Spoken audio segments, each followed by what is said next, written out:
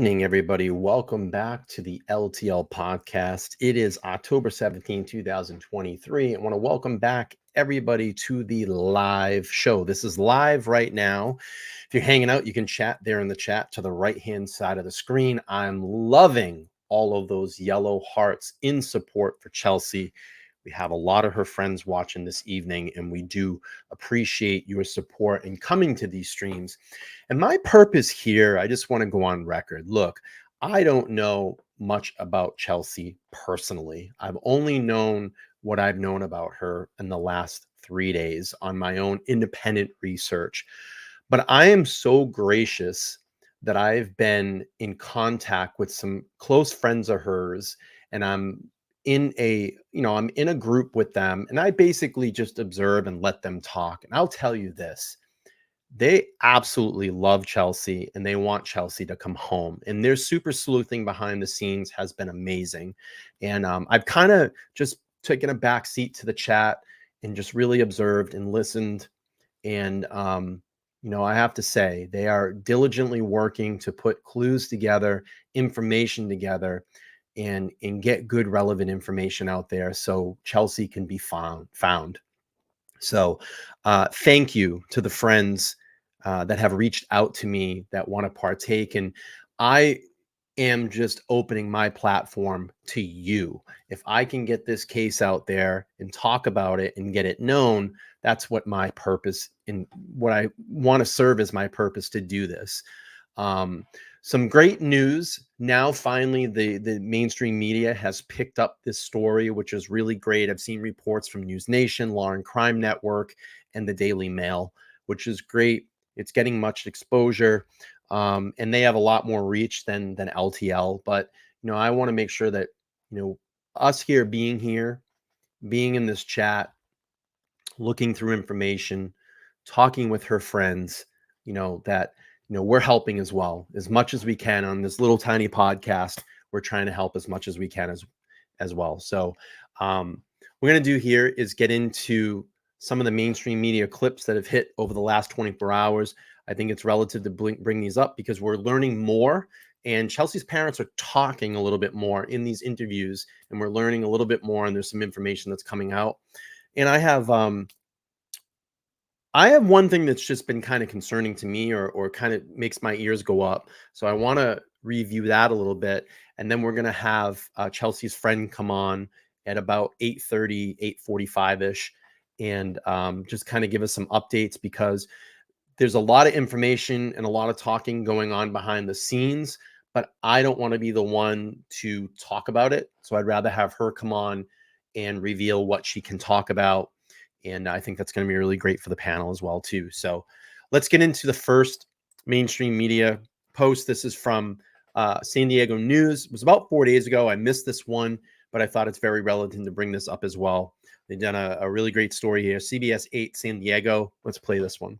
Ocean Beach continues tonight after detectives found her abandoned car in a remote area in Arizona. 32-year-old Chelsea Grimm was last seen nearly 2 weeks ago near Flagstaff. CBS 8's Abby Black is live in Ocean Beach with the latest on the investigation. Abby. Carlo and Marcella, Chelsea Grimm moved from the East Coast to Ocean Beach in 2020. Just a few weeks ago, she was headed back home for a wedding, but days before she disappeared, she had contact with an Arizona police officer. I made an open records request for that body camera video, and tonight we can see that video and hear a conversation that she had with one of the last people she talked to before she disappeared. Hello. This video taken from a Williams, Arizona police officer's body cam shows one of the... I will say this, we are trying to work on getting the full body cam video. Carrie and I have been speaking via email. She did a public records request through the Freedom of Information Act to try to get that body cam video. So if we can get it, certainly we'll put that out here on the channel. It just takes a little bit of time. Hopefully we can. And hopefully we see maybe a police report soon to be released, because I have a lot of I have questions about the vehicle. I have questions about those tires. I want to know if it seemed like the air was just let out of them or they were slashed. That's going to be big. That's going to be big. And I'm not sure if we're going to get those details, but I hope we do. I hope we hear a little bit more about the condition of the car, where it was found, because there's been a lot of confusion about where her car was actually found. So, all right, let's keep playing through this. The last contacts made with an Ocean Beach woman who went missing near Flagstaff. Are you doing all right? Yeah, I just was doing a photo shoot of the lost soldiers and got a little emotional. The officer says that he was responding to a call about Awesome, suspicious Carrie. That's activity great. at the Williams Cemetery, Good where he job. found Thank you. 32-year-old Chelsea Grimm inside her Ford Escape with her pet bearded dragon named Rosie. She told him that she was emotional after taking pictures of veterans' graves. Appreciate your compassion. You got it.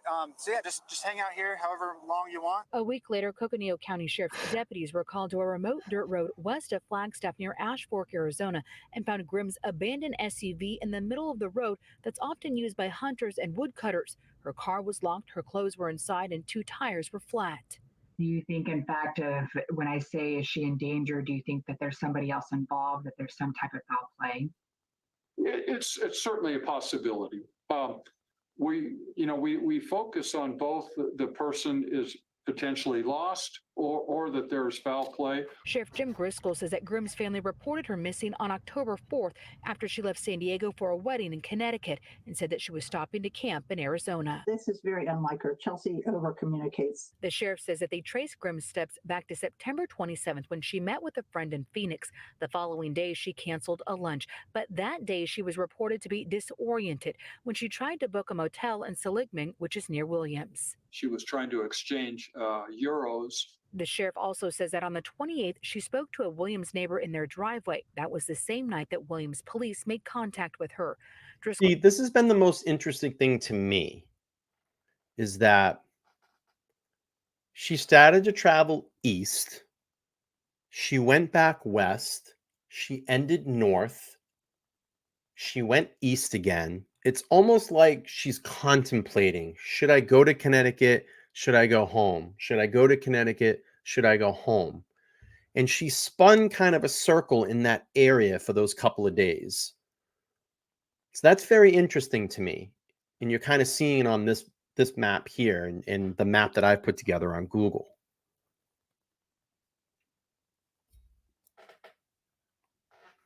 You know, I kind of want to put this out there too. I know there's a lot of people that are covering this case right now that it's kind of hitting more of the, the YouTube space and Twitter space. You know, as far as the closest connection to Chelsea, you're going to find that here on LTL. Like I said, I'm in a group with some of her very verified friends, some people that have gone to school with her, that have known her for, living in and around the neighborhoods that she grew up in. So, what these other pop-up true crime channels are putting out there and saying, come here for LTL. Listen to the mainstream media. That's going to be the direct reports you're going to get. Listen to anything that Chelsea's parents release, her sister, or if you want to hear from the friends, you can come here and hang on to LTL. All right, let's keep playing through this.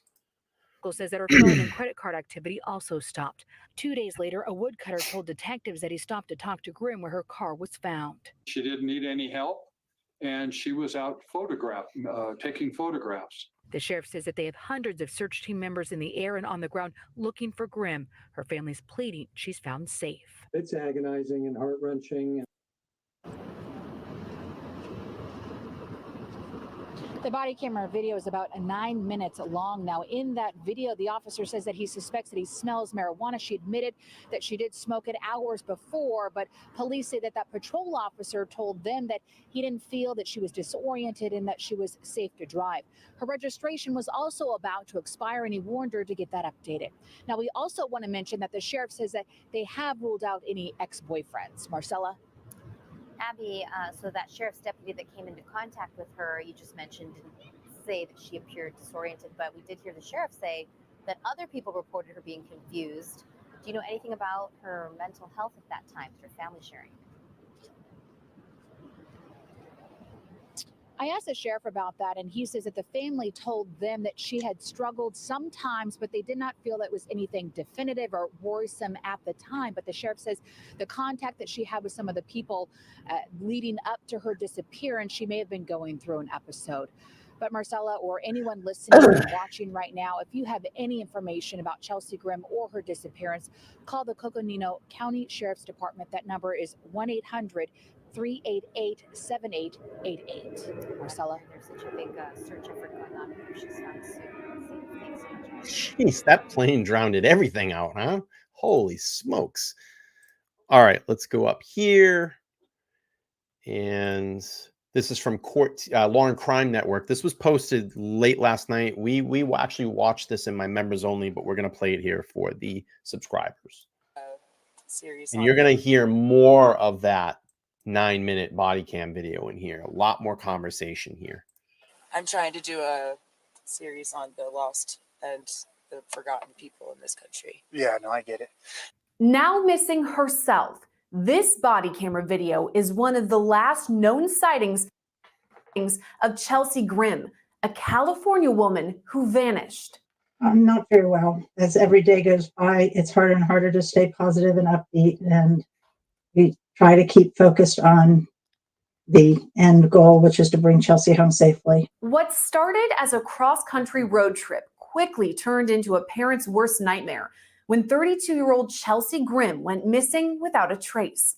Her parents now left with more questions than answers in their desperate search for their daughter. It's a nightmare, and it's one that you never could have imagined yourself in and wouldn't wish on anybody. But having said that, we're hanging in there. We're holding on to hope, putting our faith in the law enforcement professionals. Grimm was last seen on September 30th in Ashfork, Arizona, about 50 minutes west of Flagstaff. Just days before, she'd set off on a cross-country road trip, leaving San Diego headed to Connecticut for a family member's wedding. Grimm's mother, Janet Grimm, says just before she was set to fly out east, her daughter made a last-minute change of plans. Chelsea was going to fly home for a wedding in Connecticut, well, New York. She was flying home to go to this wedding and see us. And the day she was supposed to get on the airplane, she emailed Steve and said that she was going to drive across country. And See, now that's new. She was supposed to fly, and then she decided to drive, and you're going to hear here because for fear for her bearded dragon, that she would have to leave it behind, and she didn't want to do that. And so that was on the 24th of September. Chelsea's father, Stephen Grimm, says it wasn't surprising his daughter made this last-minute change. I would say it's not at all out of character for her to change plans at the last minute. That was a characteristic of her. She had adopted this dragon lizard, bearded dragon. She had adopted a bearded dragon and said she didn't want to come without it, and she couldn't bring it on the plane. So that ostensibly was the reason that she gave us. Alone, traveling only with her bearded dragon, Grimm set off toward the East Coast. But several days into her trip, she told her parents she wouldn't make it in time for the wedding. That conversation and update was the last time her parents heard from her. The last contact, we were texting back and forth with her, and she said, I've driven for 3 days. I'm in Arizona. I'm not going to make it to the East Coast for the wedding. I think I'm going to just skip the wedding and stop here for a day or two and do some camping. She had her tent and her sleeping bag with her in the car when she left. And then radio silence. And she had told us she was going to probably be out of fun range for a couple of days. So a couple of days, we weren't alarmed. But then when 2 or 3 more days went by, and we usually texted or talked to her daily. So when a couple of days went by and we hadn't heard from her, we got really worried. So we called it in as a missing persons report on the 4th of October. Investigators confirmed one of her last encounters was with law enforcement on the 28th. Body camera video shows an officer approach Chelsea's vehicle outside of a cemetery.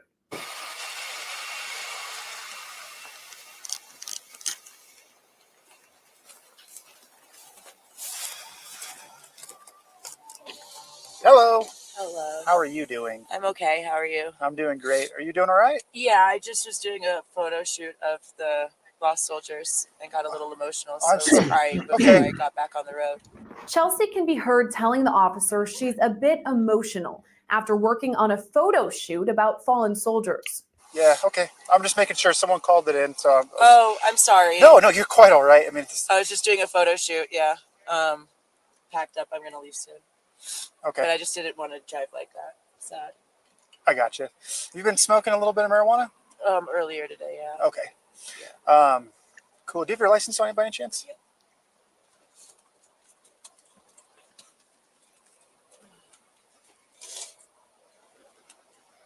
Gets me all emotional too. Yeah, it's just, I'm trying to do a series on the lost and the forgotten people in this country. She later discusses where to stay while she's on the road before parting ways with the officer. I know you told me that you smoked marijuana. And No, I don't eat gummies. Obviously, I would be in an emotional state as Not well. I don't know if you want somebody else to drive you, or if you just want to hang out here for a little bit longer. You're more than welcome to do that. not a. If you're asking like pot gummies, no, I don't delve in the marijuana. That's not my forte. Yeah, if it's okay with you to No if I pot hang out for here me. for another like 15 or 20 and then head on the road. I don't drink. I don't smoke pot. I don't see and any I don't signs of smoke. impairment or anything like that. So Yeah, no, I mean, with my eyesight and then crying, it's not the best combination at night. I totally I was like, understand. I'm just gonna like cry on the road, or I'm just gonna sit here and cry. So I got him a dragon, and I'm just. Oh, that's freaking cool! I didn't even notice that. Thanks, Rosie. Wow, Rosie, I think she's asleep. Wow, right on. She got bored. Yeah. Do you have like a hotel around here or anything? I don't. So I want to make note about this. I think her bearded dragon was on her chest. And I want you to think about that because she looked over like this and he goes, "Oh, I didn't even notice it." And this is something we're going to talk about here in a minute. I was actually thinking of just camping for the night, but I wasn't really sure exactly yet. Gotcha. Well, I didn't plan to be here until sunset. Okay. You can't camp in the city limits. It's kind of like a city statute we have. Okay, good to know. But you can always go. I don't know if you can see like the yellow lights over there, the Loves. It's a trucker stop in the gas station area. You can just sleep there. Nobody will bother you. Awesome. Yeah. Love that. Yes. I get some good shots at sunrise too there. Oh, right on. Yeah. Yeah. The sunrise here too. If you ever want to take photo shoots of like the statues in the morning, dude, it's really cool because the sun like rises right behind them. Amazing. Okay, I'll probably stay at the truck stop then, save some money, and then come over for the sunrise. You got it. Cool. All right. Well you have a great time. Well, she was very into photography. So, and she had done some articles and some photography in San Diego as part of the way she was supporting herself. And so to hear that she was doing a story on lost veterans is not unusual. I don't know the circumstances under which she was taking pictures in a graveyard at night. So I really don't make anything of it because it would be there's speculation. The last known sighting of Grimm was 2 days later on September 30th in Ashfork, Arizona, about 20 miles away from Williams. A woodcutter there saw her camping in her car and asked if she was okay. Grimm said she was doing fine, but she hasn't been heard from since. Her parents say it was. That's another thing too, is I was seeing someone today was talking about like the last time that she was seen was in the cemetery, and that's not true. So that's why I was saying when people do these cases, do your research, get everything fully down before you go out on air and talk about it. And that's not true. She was seen by a woodcutter. So we had at least another day. It was normal for their daughter to camp alone. She has had a lot of training in camping, and it's something that she has done in the past. She hasn't done it recently since she's moved to San Diego, but well, actually she had done it in August. She had gone camping in August, but up until then, I mean, I wouldn't really characterize her as an outdoor girl, a wilderness kind of person, but she certainly had the skills to do that. Prior to her disappearance, Grimm's parents say she went through a breakup and that her mental state was off. I would say yes, but I also think it's fair to say she didn't seem completely even. She seemed pretty uneven that last day or two. What do you mean by uneven? Could you give me more about that? Just that she was, she had a lot on her. Her mom is devastated. You can tell. She's just devastated. Seems like her dad's holding together a little bit better, but her mom is devastated. It's awful. Mind that she was expressing through texts that she was taking into her phone as she was traveling, and she was upset with a boy she was dating and was scared of him. We feel like she was running away from him. And Right, this is one of the photographs that I was describing last night. So they have released it.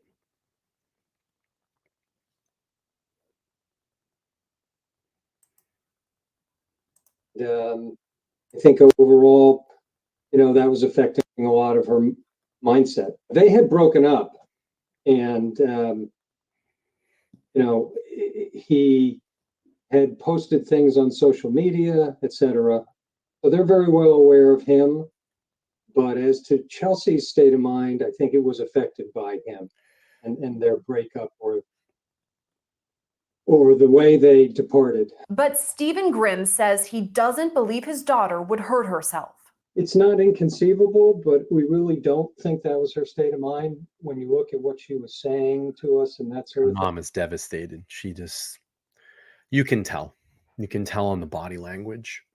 thing. It's not impossible. It's not, it has not been ruled out, but they've done a very, very thorough search of a 3-mile radius around where the car was found. And so one would think that if he had come to the worst, we would have found some evidence of that by now. There have been hunters, loggers, there have been the search parties, etc. So, our hunch, our gut is Mom's that devastated. maybe she got a ride out of there. That's what we're kind of hoping. One day after Grimm. We get about almost 80 people watching, only 43 likes or upvotes. Can you just smash that like button as you come in? It's very important. We're trying to reach our goal of 100 likes tonight to get this stream out into the algorithm. I would appreciate it. Thank you. Grimm was reported missing on October 5th. Hunters in the Kaibab National Forest came across her vehicle, a 2019 Ford Escape with 2 flat tires. It had been parked on a service road in the forest. Inside the vehicle, investigators found Grimm's camera with the most recent photos she'd taken. They've since released the pictures showing the outfit she was last seen in. The car was locked. It was neat, so there were no visual signs of a struggle. And it's possible that she just decided that she was going to proceed with her camping. She couldn't do anything right then and there about the car, so she perhaps was just going to continue on the idea of camping. She has a AAA card on our family plan, so we had told her when she started driving across the country, if you encounter any car problems, use AAA, get towed, and tell us what the situation is. Keep us apprised of your whereabouts. So that if she didn't call AAA, it's because she either didn't have service or her phone wasn't working. And she hasn't, her phone has not been used since the 28th or 9th. So it's either lost, broken, not charged. I don't know. But normally you would be using something like that to call for help. Investigators combed through the area where her vehicle was found both by land and air. During all searches, investigators came up empty. They had mentioned on a call we had with them Friday that they had 500 man hours in the field looking for her. They've been very scientific, technology being used with mapping, etc. So I feel like we've got real professionals who are truly trying the very best to find her, and we're grateful for that. And yet there are not that many new clues. So understandably, it goes to a slightly different level of immediacy for them. And it just seemed to us like it couldn't hurt to hire Kelly Townsend, who we hired. He specializes in missing persons. So maybe there's something he can do to supplement them. We're not experts in this field. We're totally unexperienced. The Grimm family has since acquired a private investigator they hope will move the case forward. Presumably, the sheriff's office has a lot of other things going on simultaneously. And I think after 2 weeks of extensive searching for Chelsea, they're sort of waiting for more public information, waiting for more clues, because they followed up everything that they really had to look into. And I think that they've done a thorough job doing that. As the search for Grimm continues, her parents have a message for their daughter. Just that we miss her tremendously, and we can't bear being parted like this, and we really want to have her come home. We love you, Chelsea. We can't wait to see you again. Just let us know where you are, and we'll take it from there. We'll go from there. Arizona officials say the investigation into Grimm's disappearance is still ongoing and ask anyone with more information to contact the Coconino County Sheriff's Office. Reporting for Law and Crime Network, I'm Sierra Gillespie. Okay, well, we have a couple more videos to go through here, but before I do that, I'm just going to bring on one of Chelsea's friends that has actually called in the other night. Let's bring her up. So we have Artemis here joining me again. How are you this evening? I don't know if she can hear me. Hey, can you hear me? Yep, you might want to just turn down your background. Yeah, I think we were in the other room watching. No problem. So I'm not sure, like the live and everything. Sure. If it's timed correctly, we might be a little bit behind because we might have been watching. But so far, Nope, you're live. as we've been watching, yeah, and we've been catching up on our little group chat that we have. Yep. There's just been a lot of information from the mainstream media, and that's great. That's great news. Right. And then today I was able to actually contact Kelly Townsend, who's their private investigator. Yep. And he's wonderful. Great. I was able to kind of compile everything that we've been talking about in our group chat, right, and give him everything. I think you saw all of that. So that's great. And once we are able to release some of that information more publicly, we will do that. Mm-hmm. Some of it may or may not have been talked about, but because I think they do have some leads that are of importance, we want to just make sure, and respectfully and understandably, we want to make sure that we're not, alerting any possible suspects or anything like that. Yeah, absolutely. So I know, like we talked about, I don't know, 24 hours ago. I hope you're feeling a little bit better. I know you have getting there.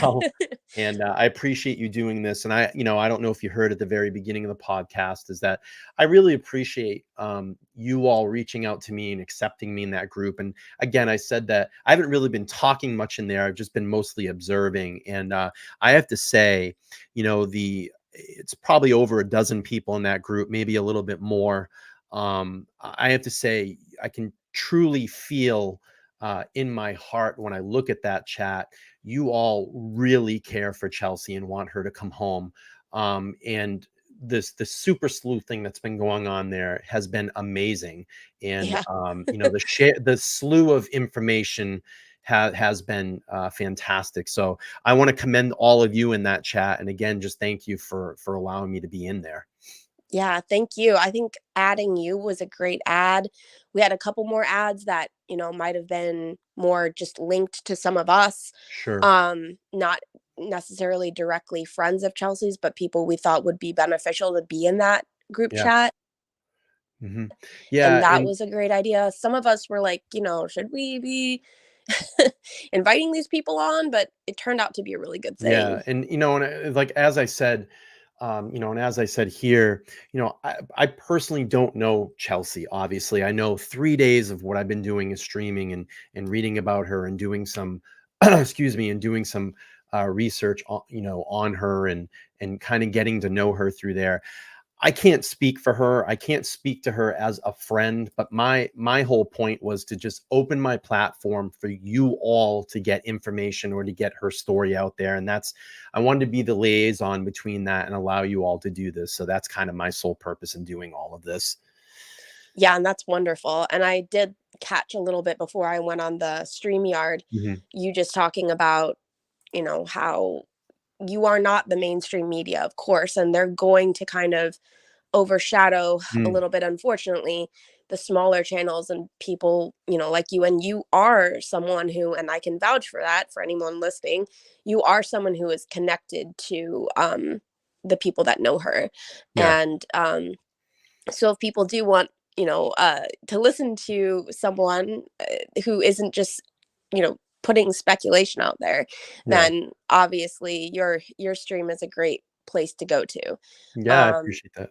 Yeah. And so as we go forward and we'll see what this PI has to say. He was texting back and forth with me tonight about a few things. I was able to kind of drop a couple of I've seen the screenshots, so if anybody so we're not making this up. This is a legitimate thing. Like, I've seen the screenshots, I'm seeing the documents they're putting together, so it's not BS. So I know, like, a lot of people do this stuff for clicks and views. It's totally not BS. I mean, I can literally do this. Hang on.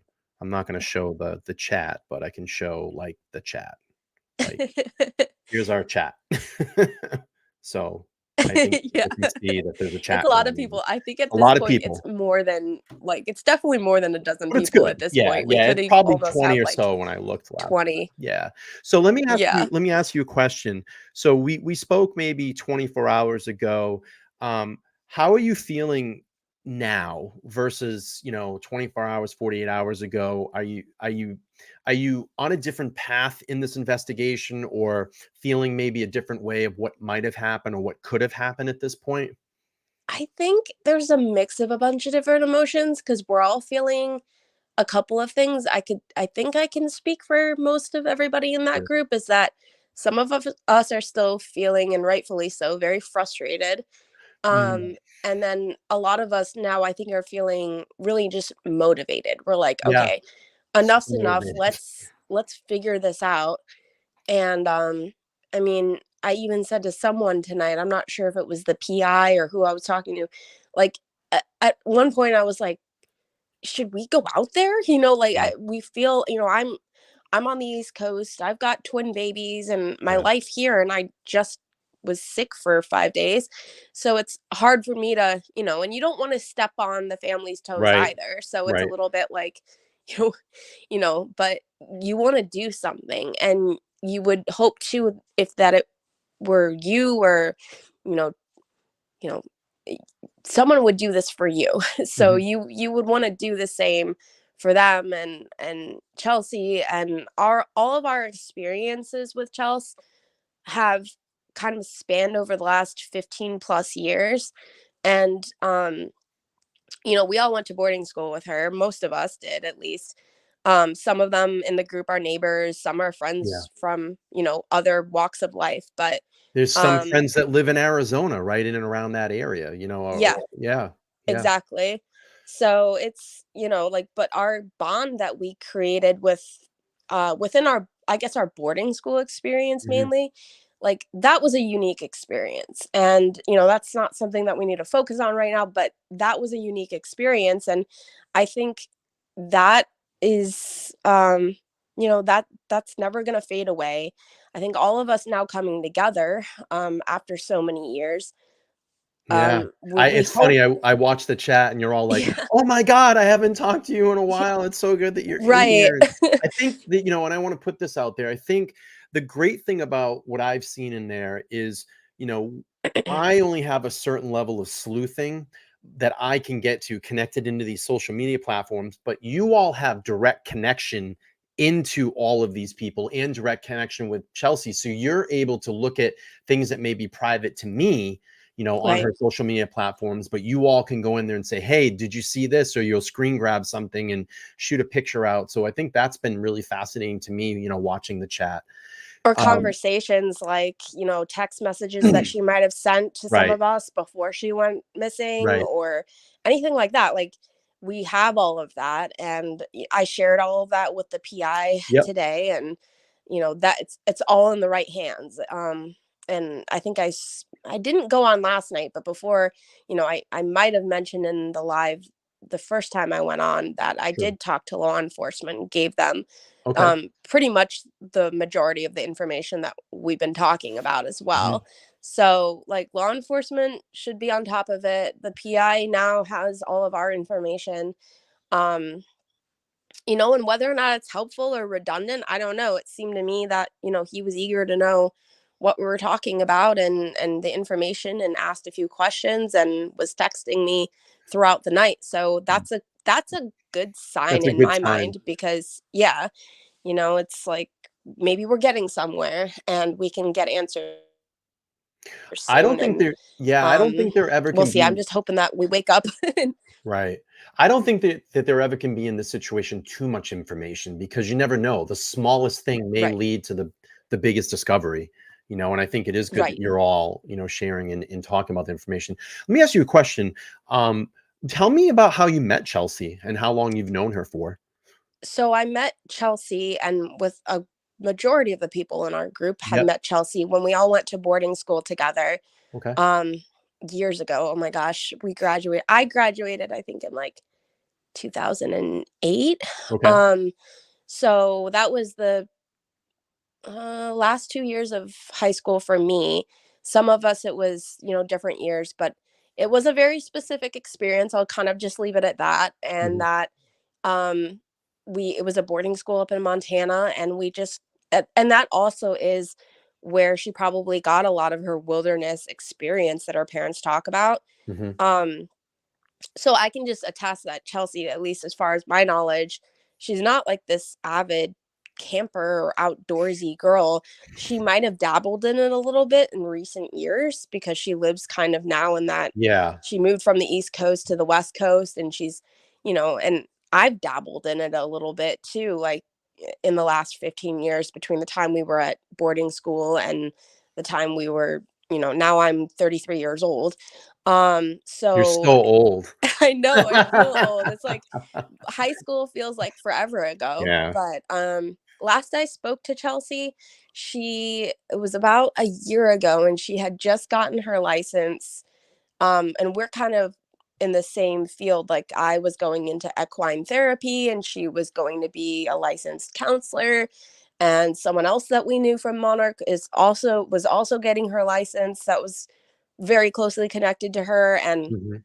we were kind of talking about that, and Chelsea was like, "Hey, if you need any help and you decide you want to go and get your license or do whatever, like, I can help." And I was really thankful to it, and we had a brief conversation. We have mutual friends in New York, in the area that she was living in, and she was like, "Next time you're coming through New York," and this was, I think, around COVID too, so, or maybe after COVID had happened, like 2021 maybe. And so, whatever reason, we never met up. And then I think I deleted my old Instagram and then got a new one. Mhm. Um, and I was following her, and maybe a week or so ago, over a week ago, I think, I looked at one of our mutual friends, and they had a story that said she was missing. And I was like, "Oh my gosh." I Right. immediately one of the people that was in her group that was at our boarding school, he is godfather to my twin babies, and we were just with them probably during the time that she went missing. It That's so was, weird. yeah, we were in New York on September 30th was the baptism. Yep. And Congratulations, uh by the way. thank you. Yeah. And it like, it's just so weird. It's like I immediately dropped everything I was doing, and I was like, "I've got to call my friend." And I was like, "Hey, did you hear that Chelsea's missing?" Yeah. And he was like, "No way. What the heck?" And I text message everyone I knew that knew her, and so we were just, ever since then, that was over a week ago. We've been frantically looking for clues and information. Um, some of us reached out to the family, including myself, and And now here we are. Right. And we're just hoping and praying that when we are able to all have a reunion together again, that we can include Chelsea in that. And, we're definitely, I think, preparing for the worst, but we're really hoping for the best, if that makes Of course. sense. I have some more questions about Chelsea, but I saw this question come up twice by Wheel B. So maybe with Sure. your notes and your collaboration, we can kind of put this in. And you might know a little bit better because again, you guys are all a lot closer to the situation than I am. So he's asking, I'm curious where Chelsea was on the 25th and the 26th after leaving on the 24th. Her first Right. connection to anyone that we know of was a girly friend in Phoenix on the 27th and being seen at a hotel in, I think it's Siegelman. I may have that wrong. But do we know any of her whereabouts where she was the 25th or the 26th? Well, we do have that information, but I don't think that's something that's going to be publicly released yet. Okay. And the police are in contact with the girlfriend that she met up with. She met up with Okay. the girlfriend, and then she abruptly canceled on her the following day. And I want to say that was maybe the 26th that she met Okay. up with her. And then it was the 27th that they were supposed to have lunch or something. And she 27th, can't. and then she canceled Right. the next day on the 28th. Right. But Yeah. I do know, like, through her sister, that they do know who it was that she was meeting up with, and police have talked to that person. Okay. So that's Yeah. all we can really put out there right now. Right. And I do know that being in the group chat, there are things that we can talk about. There are things that we're not allowed to talk about because obviously law enforcement is involved and the private investigator is all involved as well. So, Right. with sensitivity and respect to the situation, if Artemis feels a certain way or a certain thing that she cannot talk about, we're going to respect that tonight. So, that's where we'll go with that. Yeah, I wish I could, only just to get information out there, not to speculate or gossip Right. or anything This like is an that. ongoing investigation, right? Exactly. Right. And, you just don't know who they're keeping tabs on, the private Oh, no. investigator or law enforcement, and you just Right. don't want to scare them Of away. course. So, Of course. yeah. And we're saying if this is a person, that's the thing, because I'm sure there probably are some Yeah. people of interest in this case right now. With privy to that, we just, we can't share that. We don't know at this point. So, yeah. So let me ask you, was Chelsea the type of person to be kind of this free floating spirit? Did you ever know of a situation when you were just getting to know her, growing up over the 15 years that she would do something like this, kind of like take off or kind of, be a little bit more, what's the word I'm looking for? Adventurous in these types of situations? I mean, I can kind of say that before boarding school, there was a lot in Chelsea's past that, like we can, look at mental health and Sure. all of that. And again, it's like, I don't want to dive down the road of like Right. our boarding school again, but I know that Chelsea wasn't a shy person. I'll put it that way, is that she was not just this reserved person. She definitely cared about her friends deeply. Mhm. And she seemed to be, at least in, the years post boarding school, that she wasn't afraid of adventure. I mean, heck, she moved from New York to California to get her license out there. And I know at the time she was dating a different guy that she moved to California with, and she ended up getting her license there. She got her education at NYU, and then Mhm. she got her license in California. Yeah. But I know that she's not. I don't want to say she's the type of person that, at least to my knowledge, people who were closer to her in the years, like, because people change, right? Like, Of just because course. of my experience of her, talking to her post boarding school and even during boarding school, wouldn't necessarily mean that she didn't change, and she was the spontaneous type. But I know she did struggle with some things like that before boarding school, after boarding school. And she did have, according to what we know, all of us friends, is that she had some issues with drugs. And that's definitely something to note, and something that we've been, wondering if that might have to do directly with her disappearance. Right. And it could, and it's either, like we discussed the other night, it's either this could be a drug related issue, this could be a mental health related issue easily, Yeah. or, again, is, the question of it was this foul play. And there was a point that we both all, like, kind of like, as a group, were like, there's no way that she, at least in our minds, that she went to a rehab, because her car was found with all of her belongings. You would think that if she was really trying to, like, do something of, like, self-help, that she would have let one of us know. And she did let us know that in a text message, that she was going to, like, go on some spiritual trip of hers, like, almost like, trying to find herself again. No one really knew what that meant. Again, it feels like she was leaving breadcrumbs, but again, it could just be, um, her in a state of confusion, if she was coming down from a drug binge or something like that. So we kind of have to explore, like, all possibilities, either if it was drug related, mental health, or if this was unfortunately some kind of an abduction or foul play. Yeah, there's a couple of scenarios that go through my head. Um, I see mental health. That's the Yeah. one that I'm leading really towards right now. I don't want to get too graphic, descriptive with it. Um, and the other scenario is this. Maybe she did get two flat tires out there, and someone came along and was like, "Hey, do you need a ride?" I mean, this would be the worst situation. Someone says, "Hey, you need a ride somewhere," and something happened. Hmm. She got into a car, just grabbed a bunch of stuff at the last minute, jumped in this car thinking that she's going to go to a gas station or police station or whatever to get help, and something happened. I mean, that's really the two scenarios that kind of hit me at this point.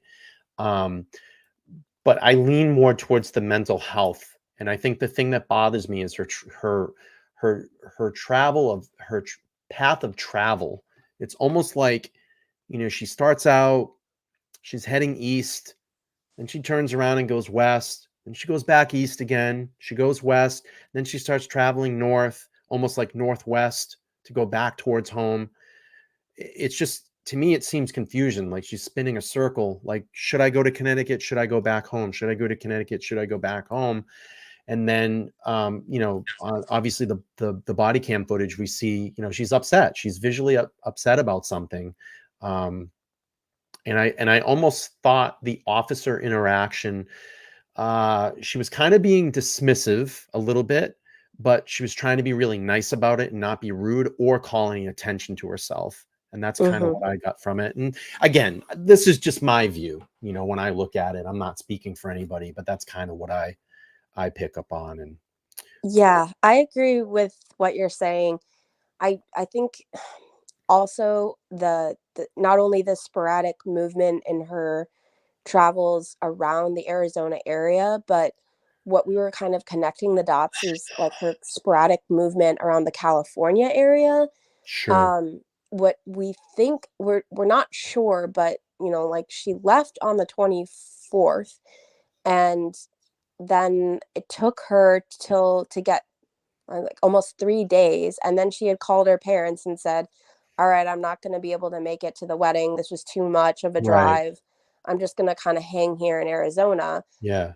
And it was like, well, what was she doing for 3 days, and where was she for that amount of time, when it should really only take her, like, maximum with traffic 6 or 7 hours to get Right. from OB to the places in Arizona she was trying to get to.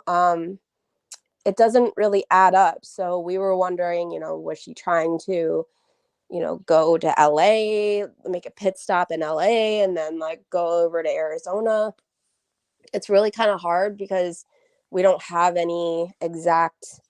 She wasn't really straightforward with any of her friends either. Like all of us that have the text messages from her, even during the time before she left, it was all very vague. And a lot of people got weird text messages and they're like, maybe they just wrote it off and thought, oh, it's Yeah. just Chelsea being, because it was not in her character, but not really. It was both not in her character and in her character, which I Yeah. don't know if that makes sense at all to you, Yeah, but it's just sure. kind of like easy to write off. And that's what Right. makes me feel so bad when these things happen, I think, is because, we're so caught up in our own lives that we don't stop to think, oh wait, is this odd? Is this weird? Right. And that's happened to other personal friends of mine where I might have not talked to them for a while because I thought maybe they were acting a little funny, and then God forbid something bad happens to them later on down the road, and then you feel bad about it. But Of course.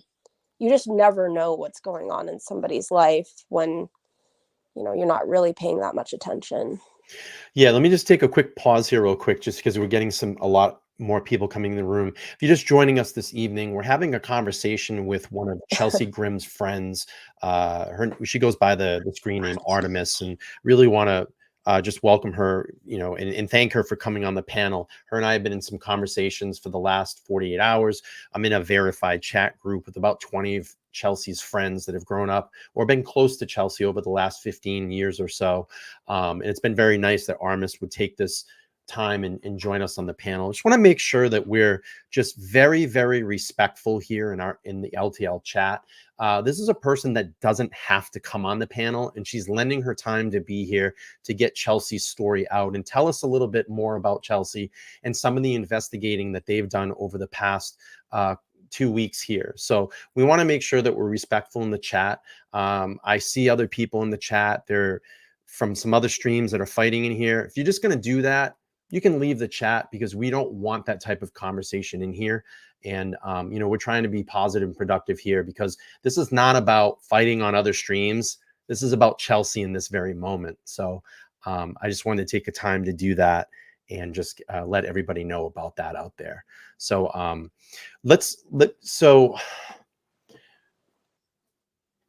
do you know the reason why she might have moved? It seemed like she was pretty much an East Coast girl pretty much her whole life.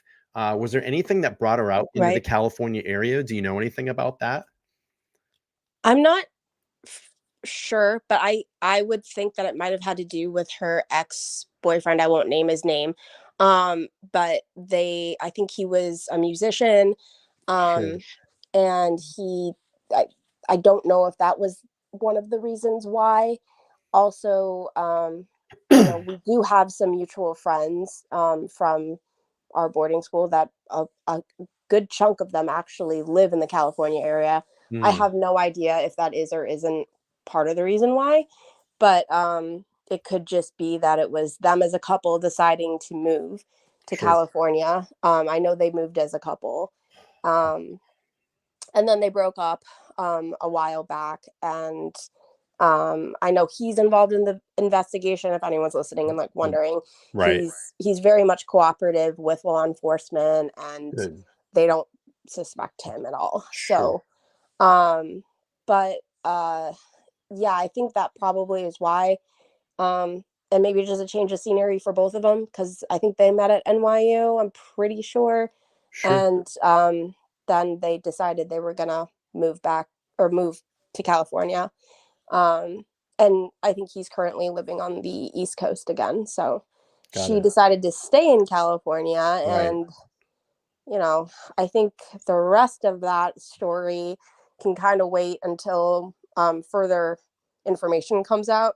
Yeah. But it's spinning a little. I mean, people aren't dumb. They can look online. I mean, you can see some of the conversations that are going on. It's out there. It's out there. It's spinning. We've talked about some of it here. I'm not going to get too much in depth because it's really not my business. But that's something for law enforcement and the private Right. investigator to figure out at this point.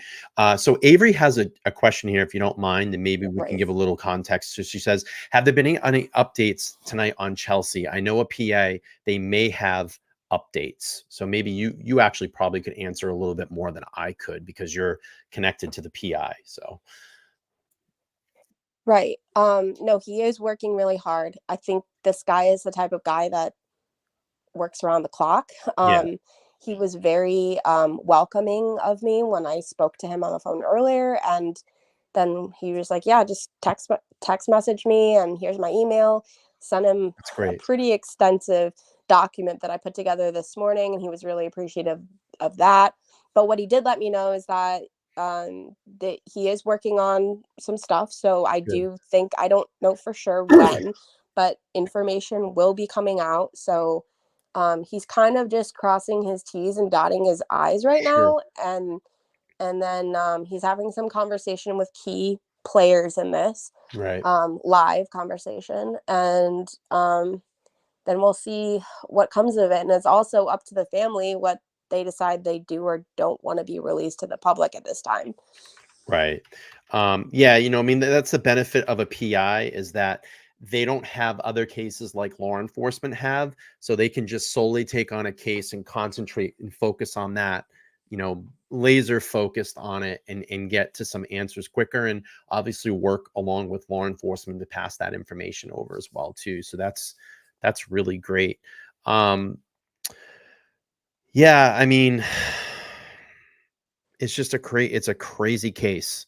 Yeah. It's just such a crazy case at this point. And, the thing that just kind of startles me is that, learning about the search area that they've been in and around near Chelsea's car. I mean, I think there's been a 3-mile search radius and they have found nothing. There's no clues. There's not a piece of clothing, a shoe. Like we haven't heard anything yet. So it's just really weird. Right. It is really weird. And I think once we do get that information out to the public, and we're able to talk about it here on this live, things will get a little bit more interesting. And you'll be, in our chat, and you'll be getting updates in real time when we do know when that's going to be released. So, Awesome. We'll kind of go from there. But I think I'm just praying that tomorrow we wake up and something pops off, and this PI was able to make a breakthrough tonight, because it sounded like he was working on it. Wow. So we'll see. Fingers Wow, crossed. that's great. Yeah. So someone's asking, her Facebook page showed formerly living in Arizona, Desert Hills. Any connection there? I don't know. I don't have Facebook, so most of the friends in our group do. So Mhm. they might be able to sleuth that a little bit, but I don't have her on Facebook because I don't have a Facebook, but I can look into that tonight. Can I just I want to show you something I'm going to bring it up on here on the screen that's kind of concerned me a little bit. And this Yeah. is something that I always think about. And actually, I think you and I have talked about the Circle K. And Yeah. that was very interesting. And I just want to pull this up here. So there was a witness, or, and again, we don't know 100 when someone puts a statement out there or says, hey, I may have saw someone that looked like her. Obviously law enforcement's going to act on those leads, but it could just be nothing at this point. But I thought this was interesting. So this person I found in a Facebook group on the Coconino, actually, sheriff's posting. You can go on there and see this, but they wanted to say, I don't know if anyone reported seeing her with a guy in an older Camry that was grayish to sandish color, but I seen that car at Circle K near Prescott Airport on the 2nd. A female was holding a bearded dragon on her chest. And that's why I talked about earlier in the police video, it seemed that she had the dragon on her chest, because the cop, oh, I didn't even see it there. And she kind of looked down to her right shoulder, which would be to the window, and kind of looked at the bearded dragon. And it says a female was holding a bearded dragon on her chest. Besides the bearded dragon, I have no other indication it was her. She didn't seem to be in distress, though, as the male driver went inside and left her alone for about 10 minutes. So I saw that. And then I saw this post on Facebook, which was interesting. That's in the Coconino Sheriff's Department. It says here from this lady named Judith. She says, I also seen a gray vehicle, which kind of prompted my ears because of this Camry was supposedly gray, with a woman with red hair and purple shirt, blue jeans, parked off where the canyon are, back on the back road from Williams to Drake on October 1st around 4 p.m. So I find that very interesting. Yeah, I know that we one of our friends in our group chat that we're in did talk to the Circle K person Sure. in a direct message Oh, today. okay. Yeah, I totally forgot to share that, or we were just kind of side chatting about it a little bit Yeah. right before And all of again, I this. didn't want to come out. I asked you something earlier. Hey, can I share this stuff? And Yeah. you were like, let's just hold off. And I was like, okay, because I didn't, like I said, you're closer to Chelsea than I will ever be. I don't know her, and I don't want to put any information out. That's why I'm glad that you're here. I'm glad that you're able to do this. And I just said, you know what, I'm going to hold back. And just let you come on and talk, but I'm sorry to cut you off. You were talking about No, all good. yeah. No, but I definitely appreciate it, because it's also me like not wanting to personally. It's like I wish I could talk about whatever in this case too, but I also am respectful and I want to find Chelsea. So it's like if we could potentially like scare somebody off or tip something that's going to lead people in the wrong direction, then we don't want to do that. So, because this is out to the public, this is not just in our little private group chat No, where we can say we're whatever very we public want. right now. Right. Exactly. So, but yeah, a friend, I can kind of link that to you later tonight. Oh, great. She'll probably share that too. She's probably listening, but the conversation she had, it basically turned out to be that he's just saying the same thing over and over again. Like he didn't really elaborate as far as I know. Got it. I haven't checked because I think like it was like maybe 20 minutes before I hopped on this stream that I had that conversation with her. But as far as I know, like that could be very well a possible lead, and the PI has that information as well. So like we'll see if that's accurate, because that area is definitely a hot spot where they're looking. Okay. That Prescott area. So I mean, yeah, I mean, I think we want to focus on, the Arizona area, but I think at this point it's been so long, we'll see what, the PI has to say and the news report has to say when they do release things out to the public. But if this extends further than Arizona at this point, that's very possible. So, we still want people to be looking in that isolated area because that's where her car was found. But, I think that it is possible at this point. If she did hitch a ride, it's been 2 weeks. She could be anywhere at this point. So yeah, we're just hoping that this is something like, if it is mental health and she just doesn't want to be found, and she, or went on a retreat or went to a drug rehab, that's very possible. We just don't know for sure. Yeah, I mean, let's just I guess quarterback this. Let's say, from what we're understanding and what I'm understanding, and I'll say this because I can, again, everybody can start figuring some things out here because we have the internet and we can look into things and we can see certain connections. We don't have all of the transparency like her friends would have that can get deeper into social media, but let's just quarterback this. Let's say she's having some trouble out in San Diego. She wanted to take this ride to maybe think about clearing her mind and maybe possibly turning her life around. She gets out into Arizona and starts contemplating some things, and then in the sense of, maybe wanting to change her life or clean her life up in a certain way, maybe rid herself of some things in her life. And people do this. They just check themselves in somewhere and say, I don't want to be found. You know, Yeah. like I want to just go away for 30 days. That could be a possibility here. I mean, Arizona has many retreats that you can go to, and maybe she felt refuge out there, you know, in the wilderness or in this area. We know she's been familiar with this area in and around there. Sedona's right there. It's beautiful. They probably have tons of refuges. Sometimes people do this, and maybe that will be the best Right. case scenario in this.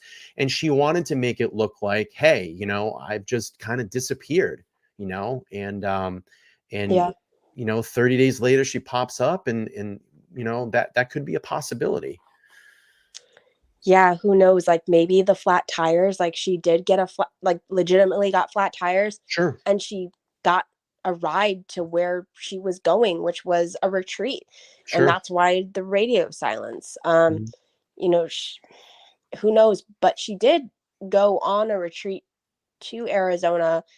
I think it was a year ago. Like Interesting. I don't know if it was this time last year.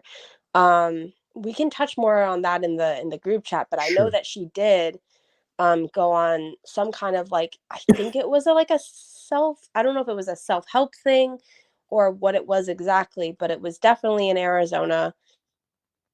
Hmm. So her doing some kind of a retreat, um, whether it was just like, it doesn't necessarily have to be a drug rehab retreat, but just a meditative cleansing of the Right. spirit. That seemed like that would be more in like Chelsea's character from what we all Right. know. I I know think there's a question here asked some about people, medication. Yeah. I was going to say, I know there was a question here asked about medication. We're not going to get into that. That's very personal stuff. One, that's not my yeah. business, and two, that's not the public's business because we have HIPAA laws, just like Bella was saying. So we're not going to talk about that. So Right. Sandy's asking, would she put her parents through that? Any credit card activity? So her credit card activity stopped in and around, I believe, what, the 28th or 29th, correct? Yeah, I want to say I think that it was around the time her phone Shut wasn't off. pinging Right. anymore. Yeah. Because I think they did have the information for like the Find My iPhone that one of the Yeah. neighbors did. And they tried that. They tried to ping, but it had been too long. So that means it was just off for too long by the time they tried. Mhm. Um, and there was some weird stuff going on with the iCloud information and all of that. But Interesting. yeah, that all is odd. And so you would think that,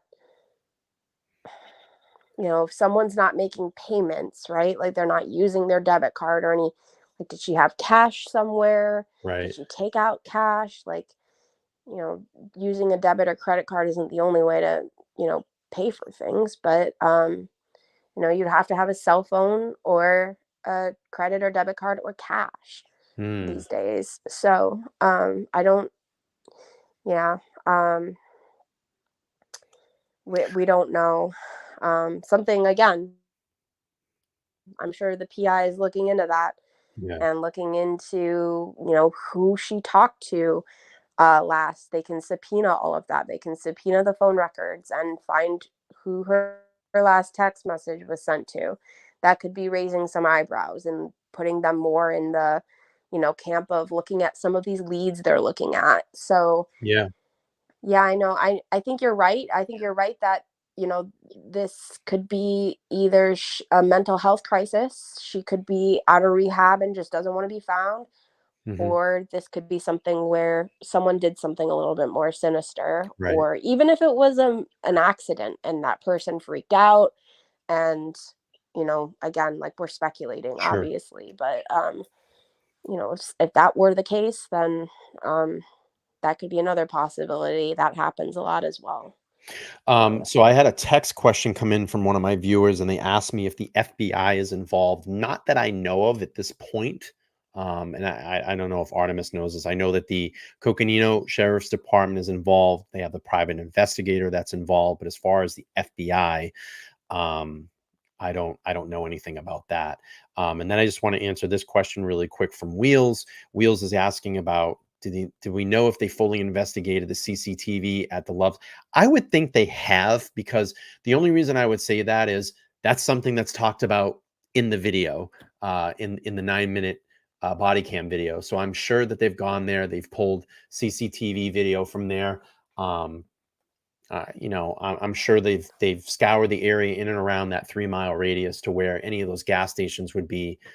So I'm sure if law enforcement has done that, I guarantee the PI has asked about it. So Yeah, I can vouch for that. The PI did message me about that today, okay. so he's on top of that. So Yeah. I think that was one of the things he was working on. So Right. Good to know. I don't know. I mean, anything else that you want to add or share? Um, um, it's been a very interesting conversation. It's been very yeah, I eye-opening feel for me. limited, so I'm like Of course. thinking about what I'm gonna say Right. before I say it, like names and stuff. But Right.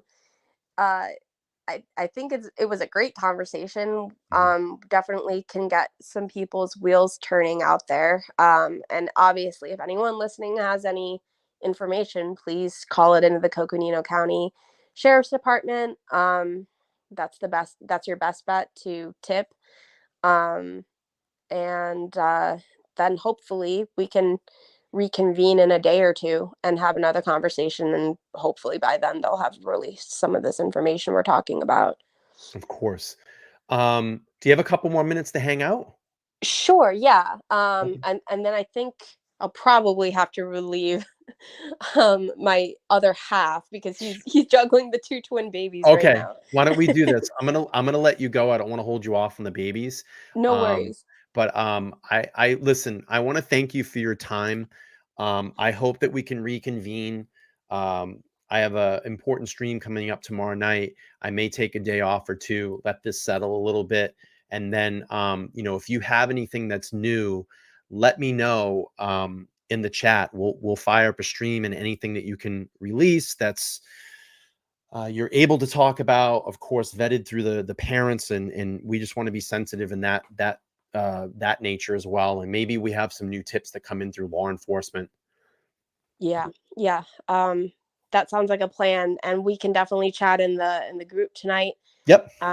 Thank you again for everything you're doing. I know you're a small channel, and I hope this, boosts your likes a little bit and gets attention.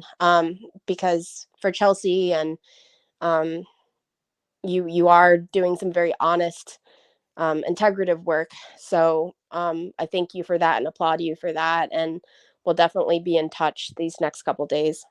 Yeah, the thing is, and really quick, the thing is here is that I know people get very hesitant to go on these true crime podcast channels because I notice in about 90% of them, maybe 95%, what they do is they interject a lot of speculation or a lot of bad information. And obviously, we know this for clicks and views. I mean, I know the channels that do it. It's pretty disgusting. And I've said this all along. My channel is here to help and support. I want to open my platform up for stories like this, for a platform that people come to feel safe about, and just let them talk, like just get the information out there. I don't care about a subscriber. I don't care about a like. All I want to do is get as many views on this video for people to listen, and maybe they were in and around that area or know where Chelsea is and can help, and that was my sole purpose of doing this, to really connect with all of you, and be able to allow me to open my platform to you. And I want to just let you know, you are doing something. You are all doing something that's, behind the scenes and involved in this. So don't think that you're not, and don't discount yourself, because I think you all in that chat are doing an amazing job. And for someone to be private and come on a panel like this and open themselves up and talk about stuff, it's a lot of bravery to do that. So I commend you for doing this, and I really do appreciate it. Thank you. Yeah, and again, thank you. And we're Team Chelsea for sure. Yeah, absolutely. A lot of and they'll probably start doing it now. We've been having my chat post a lot of yellow hearts in the chat in support for Chelsea. So, that's what we want to do here. So thank you guys. Yeah, they come in and they start posting the yellow hearts, and they're probably going to be flying here in a second. So But I really do appreciate it. I'll let you get to your twins. Let's reconvene, and of course we'll talk in chat and be in connection. Perfect. Will do. Have a great night, everybody, and All right. thank you again. Thank you. Take care. You too. Bye-bye. Okay. Bye-bye. All right. That was awesome. Thank you. Thank you, Artemis, for opening up yourself. Thank you for telling us about Chelsea and sharing some information with us about her and sharing the information that you and your friends have been sleuthing behind the scenes. Truly amazing what a community of people can get together and do. And again, I don't have a personal connection to Chelsea, but I'm learning a lot about her, and I can say this, that there are a lot of people behind the scenes that really care for her and want to see her come home and see her come home safe. And we truly believe that we're going to do that. We're going to be able to bring her home and just keep shedding some light on this case. So what I wanted to do is really quick is I had a couple more videos that I do want to show that I think are important. We had Brian Enton reporting last night on this. Out there as well. I appreciate all the conversations here. Kelly says, "Yeah, Brian, you're phenomenal. I love the direction and I love the attention. This is a phenomenal channel that we are part of." Yeah, I think it's awesome. You know, my main goal is to get as many eyes on this channel as I can. Open my platform to anybody that wants to talk about a certain situation, a missing person, someone that may be a cold case. That's why I wanted to do LTL. This is what I want to do this for. And I truly feel that the channel is coming into its own, and it just keeps getting better and better. And not only is the channel, but the chat and the amazing people that come here night after night and really care about this and dive into these cases, with us and send me information. Hey, have you looked into this? Have you seen this? And I appreciate that. And I might not be able to answer all of you all the time because I do work my regular day job, but I try to do the best I can.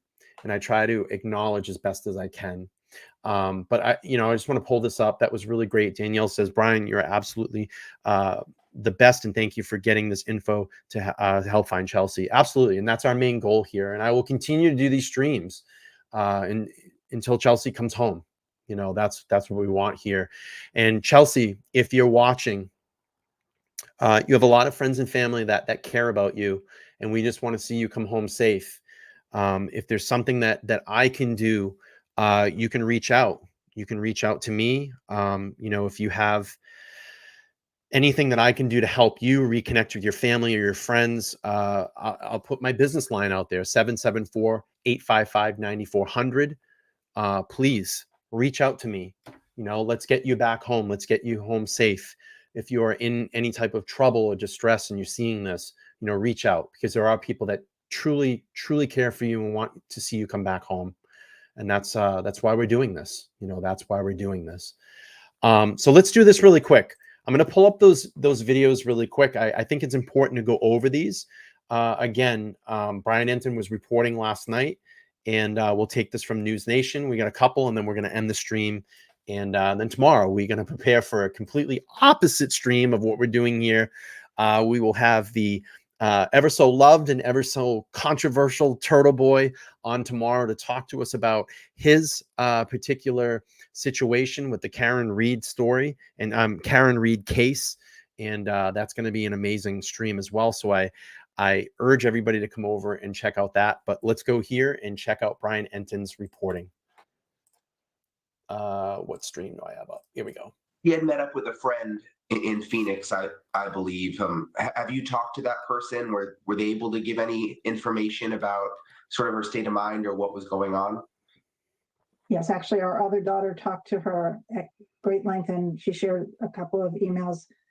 And she said that they gotten together and they had a nice visit at her house.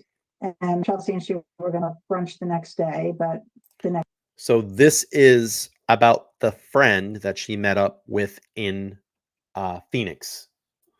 Next day, when it got closer to time for brunch, Chelsea said, I need to go change plans. So she did with this other friend. Did the friend have Yes, any ma'am. information about like Thanks, any buddy. reason to be concerned, or did it just seem like a normal hangout? Yeah, not particularly. Yeah, no alarm bells or anything. I mean, she says they When are you all going to start calling me News Daddy? I don't get News Daddy. had a nice visit, and she was looking News forward Daddy to seeing number her the 2. next day. So can't really explain that any better. No, she said she was doing a photo project, I think in a cemetery, when she interacted with that police officer. Do you know anything more about that? Was she, a photographer? Can you shed light on that a little bit? Well, she did photography a lot, and she also did paintings, rendered art to supplement her income, whatever her income was. And so it's not at all unusual for her to have been doing a story or a photojournalist story for some, whatever News Daddy publication. So that's not unusual. Being in the cemetery is, I guess if you're doing a story on lost soldiers, that maybe that's a good place to look. I think she also had a strong affinity to her grandfather, Janet's dad, who was a World War II veteran. And perhaps that was a draw to the veterans there. Yeah. Have you been able to see that body camera video? I think it was on. Did anything seem out of the ordinary, or did she just, you obviously know her better than anyone. Did she seem like herself in the video? Couldn't see much of her. We just heard her voice. That sounded like it was definitely her, in my opinion. No, it didn't seem, out of the ordinary. And one thing that seemed very in the ordinary or in character was how I think she said, "I appreciate your compassion," or something like that. That sounded 110% like Chelsea. She's a very compassionate, empathetic person, kind of an artist at heart, and that sounded just like her. She had an interaction with a woodcutter also. Have you been able to get any more information about that? Excuse me. I know the authorities have talked to him, or I believe it's a male. We don't have anything particularly noteworthy to add on that, except he thought she did not seem, in distress or in need. He actually went back some short time later to make sure she didn't want help, and she again a second time declined his help. So his conclusion. Oh, so he went back a second time and spoke with her. That's very interesting. That's something new. Was that she was in pretty good shape, not worrisome. It sounds like the bearded dragon was important to her, obviously, if she was going to drive across the country and not fly. The bearded dragon was not found with the car. Does that make you think that she went somewhere and took the pet with her? Is that sort of a good sign to you? Oh, absolutely.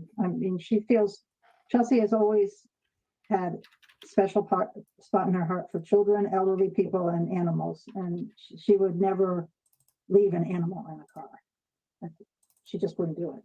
So I think that is a hopeful sign. I also think that the chances of people recognizing Chelsea are at least sort of connecting the dots.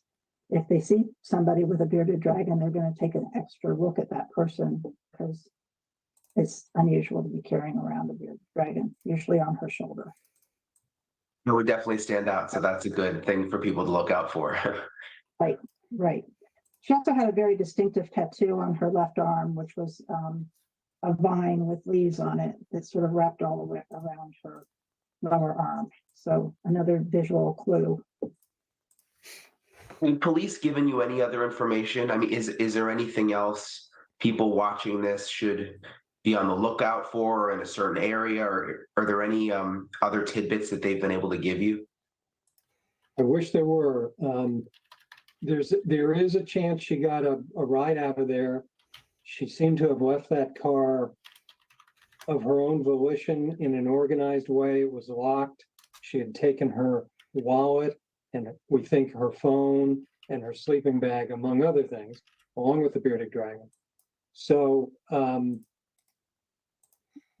reason I mention that is the area of possibilities where she could be is pretty wide. It's a wide net. So, surrounding states have been notified, not just Arizona. The surrounding states, the authorities in Coconino County have been terrific in helping get the word out. And so even if you're, several hours away from there as a viewer and you've seen something that you think might be any kind of tip, we would be forever grateful if that's an important clue. Thank you for watching. Go to newsnationnow.com. All right, let's do a couple more here. California woman who went missing during a cross-country road trip. Her name is Chelsea Grimm.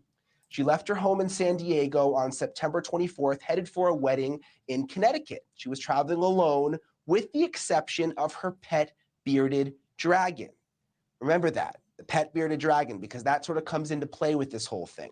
3 days into the trip, she met up with a friend in Phoenix, Arizona. That same day, she called her parents to say the drive was taking longer than she thought, and she planned to skip the wedding and head back to San Diego. She didn't realize just how long the drive was going to be, her mom told me. That was the last time her parents actually heard from her. But it wasn't the last time Grimm was seen altogether. That night, she was spotted at a hotel in Seligman, Arizona. A witness says she seemed disoriented, that she was actually trying to use euros instead of U.S. currency.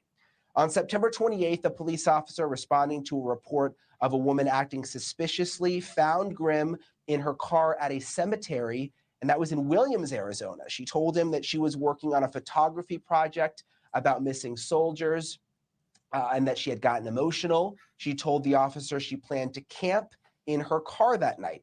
I want to show you this. Here is some of the conversation. It was recorded on the officer's body cam. Hello.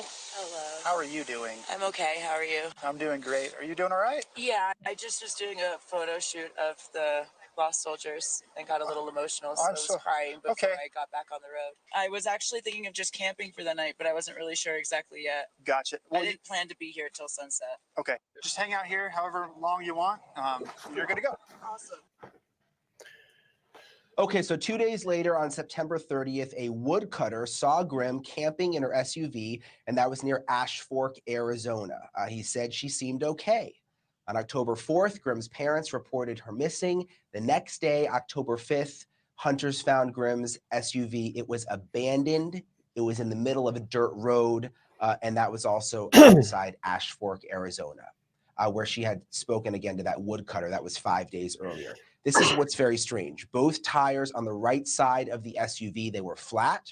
Her cell phone, her wallet, clothing, and sleeping bag were not in the car. And again, this is important, neither was her pet bearded dragon, who she had gotten pretty recently. We're going to hear more about that in a second. Earlier today, I spoke with Chelsea's parents, Janet and Stephen Grimm. Here's some of that conversation. Can you talk to us a little bit about her itinerary? Was her plan to drive all the way from California to Connecticut? Was it sort of like a road trip she was looking forward to? Actually, she was originally going to fly, but because she had recently acquired a bearded dragon as a pet, and the airlines wouldn't let her take that animal on the plane. So the day that she was supposed to fly east for this wedding, she called and said, I'm going to drive across the country. And she said, I've packed my car, I have my tent, I have my sleeping bag. I might spend a couple of nights in a hotel, I might camp. I'm going to sort of see how it goes. And 3 days later, we talked to her in between, but 3 days later, she said, I'm only as far as Arizona. I just don't think I can do this by myself, which we had tried to explain in the beginning. But she said, so I think I'm going to just skip the wedding and stay here for a couple of days and do a little camping. And then, she made it sound like she was going to head back to San Diego. Saw the picture of the bearded dragon. Did she have an adventurous spirit? I'm just thinking like that's a long drive, and the camping was it out of the ordinary for her to sort of be spontaneous? I'd say yes and no. She was spontaneous. She changed plans a lot. This wasn't the first time she ever changed plans. Excuse me. For sure.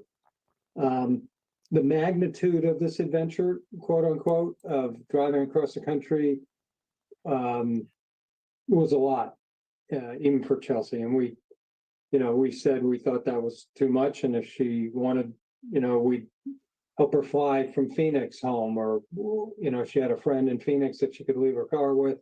We gave her, a bunch of options. But she seemed intent on this once she had chosen it. What made you report her missing? Like when did you start to get the feeling that something was wrong? Well, we last talked to Chelsea on the 27th in the afternoon, and she said, I'm going to camp for a couple of days, and so I'm going to be probably where I'm not going to have cell service. And so for a couple of days, we didn't even think about it again, because she had told us she would be offline, and we knew she was in in Arizona, where there are spots where it's not particularly good for communication. So it was after a couple more days after that we started thinking, this is too long for a camping trip, and she should be back. She should be somewhere where she can get in touch. And so on the 4th of October, we reported her missing, and on the 5th, they found her car in Arizona. Thank you for watching. All right. I just want to recognize this super sticker from Lady Lawsandra. Lady Lawsandra, that has got you into the running for the Marc Jacob sunglasses that we're going to give away on Sunday on our live stream. We're going to give those away to some lucky viewer. So any super chat will get you into the running. All right, kids, what we're going to do is end the stream. It's about an hour and a half. We're going to go to the after party. I'm going to do a small members only after this. I'm going to drop the link if you haven't gotten it already. Let me get that link together. We'll go hang out. We'll talk a little bit Chelsea Grimm on the after show. We can get a little bit more loose there, a little more, throw some more ideas around. This will be the after stream. Let's see. Eddie says, Brian, thanks for what you're doing on your channel. I'm glad I found you when you shared the Turtle Boy Facebook stream. I will catch you tomorrow night. Thank you, Eddie. I appreciate it. I think it's going to be interesting. I think it's going to be fiery. I think Turtle Boy Aiden's going to be jacked up, and we want to hear. I got some questions for him. I think some questions that haven't been asked, and I think things are going to go really well. Yeah, it would be a different dynamic tomorrow night. Definitely. But that's what we do here. We do a bunch of different things, a bunch of different stories here. And tonight, the main focus is getting Chelsea home. So here's the after show, everybody. I'm going to head over there in a second. Let me just close this one out. Let me get my, the chat is going to be bananas. I think so too. So let's do this. I want to thank everybody this evening for contributing to the stream, being over here on LTL, making this the best chat that we can. I want to just say special thanks to Artemis and all of the people that have accepted me into Chelsea's, Find Me group, Find Chelsea group. And I do appreciate that. Everybody's been very kind and amazing. And I'm so glad that they're able to use this platform, excuse me, and use this platform and get Chelsea's story out and bring some awareness out there to the world, because let's keep it, let's be honest. YouTube is the world. And if this stream can get out there and get far, that's what we want to do. And also, again, Chelsea, if you need help, we're here to help you. Again, 508-774-855-9400. I'm sorry, 774-855-9400. Reach out to me. We will help you. We will get you help. We will get you home. We will get you safe. And hopefully we have some new information here in the next 24 to 48 hours or so. So tomorrow night we have Turtle Boy. If you end this stream, it's going to take you right to that stream for tomorrow night. You can hit the join me button or remind me button. That's going to be tomorrow night at 9 p.m. Eastern Standard Time. And right now we're going to head over to the after show. If you are a member, you'll be able to join that stream, and that will be for this link right there. If not, you can go down there, click the join button down below, and you can just do a membership, $1.99. It's less than a cup of coffee, and that helps support the channel here on LTL. Let's do this. I'm going to refresh the stream. Did we get to 100 likes? We're only at 97. Come on. There's got to be 3 people in here that haven't smashed the like button. Make sure to do that on the way out. I would appreciate it. Let's get to 100 likes.